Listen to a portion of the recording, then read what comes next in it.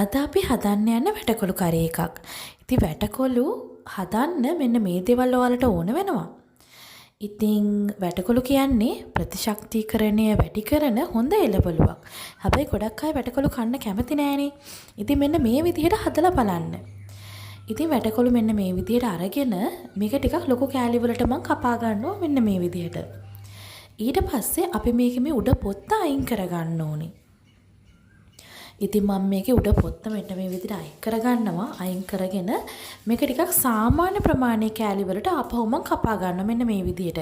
මම ගොඩාක් චූටි කෑලි වලට කපා ගන්නෑ. මොකද මේක තැම්බෙනකොට නැත්තම් පොඩි වෙන්න බලනවා. ඉතින් මම ඒ නිසා මෙන්න මේ විදි ප්‍රමාණයට කපාගෙන මෙන්න මේ දේවල් ටික ලෑස්ති කරගන්නවා.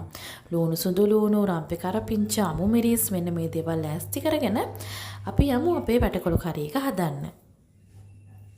මුලින්ම මෙන්න මේ වගේ භාජනයක් අරගෙන අපි අපේ වැටකොළු ටික මේකට දා ගන්න ඕනේ.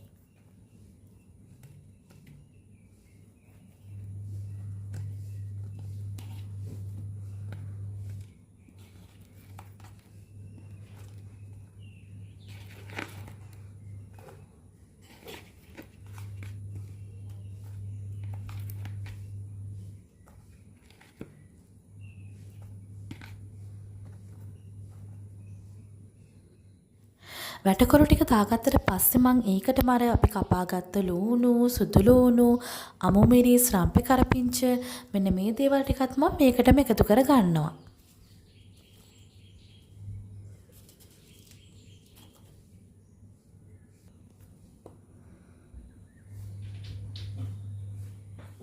ඊට පස්සේ මම මේකට කහ කුඩු ටිකක්, මිරිස් කුඩු ටිකක්, තුන පහ කුඩු ටිකක්, ඒ වගේම සූදුරු කුඩු ටිකකුත් මම පාවිච්චි කරනවා.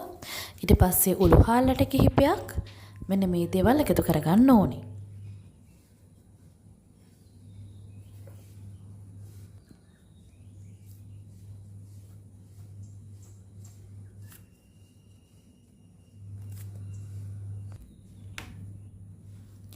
ඊට පස්සේ මම දියකිරි ටිකක් දාලා මේ ටික හොඳට කලවම් කර ගන්නවා. දියකිරි දාලා මේක හොඳට කලවම් කරගෙන ලිපේ තියා ගන්න ඕනේ. මෙන්න මේ විදිහට ලිපේ තියාගන්න.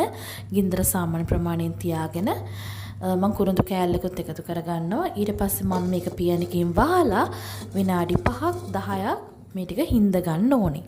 අර මම ලොකු ප්‍රමාණවලට කපා ගන්න කිව්වේ මොකද දැන් මේක හිඳෙනකොට වැටකොළු ටික පොඩි වෙනවා. පොඩි වුණා කියලා ප්‍රශ්නයක් නෑ. ඔයාලට කන්න පුළුවන්. මෙන්න මේ විදිහට වාජනයකින් පියනකින් වහලා හොඳට මේක හිඳ ගන්න ඕනේ.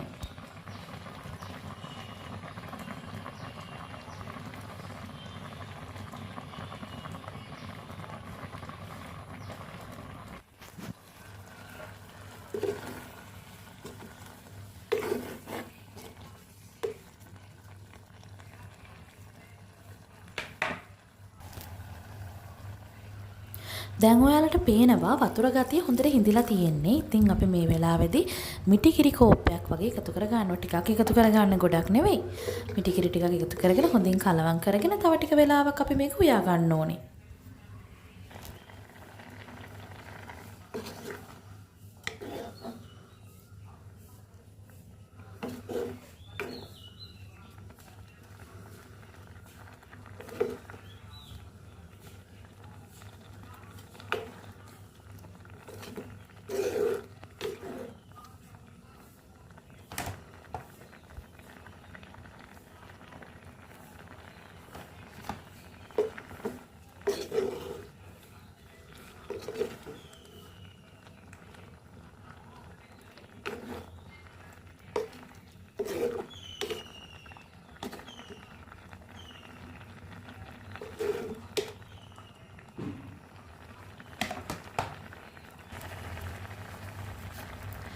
ඉතින් මම මේ වෙලාවේදී තමයි ලුණු එකතු කරන්නේ. ඔන්න මම දැන් මේකට ලුණු එකතු කරලා ලුණු කොහොමද කියලා බලලා මේ ටික හොඳට කලවම් කරගන්නවා.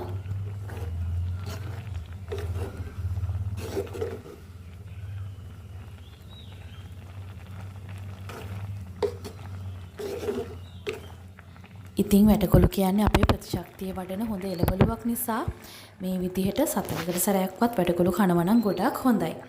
ඉතින් මේ රෙසිපි එකට හදලා බලන්න හරිම රසයි වැටකොළු. ඉතින් අනිවාර්යයෙන්ම ඔයාලා වැටකොළු කරේ එක මේ විදිහට හදන්න. ඉතින් අද මම ඔයාලට මේ වගේ ගුණදායක එළවලුවක් ගැන තමයි වීඩියෝ එක අරගෙන ආවේ.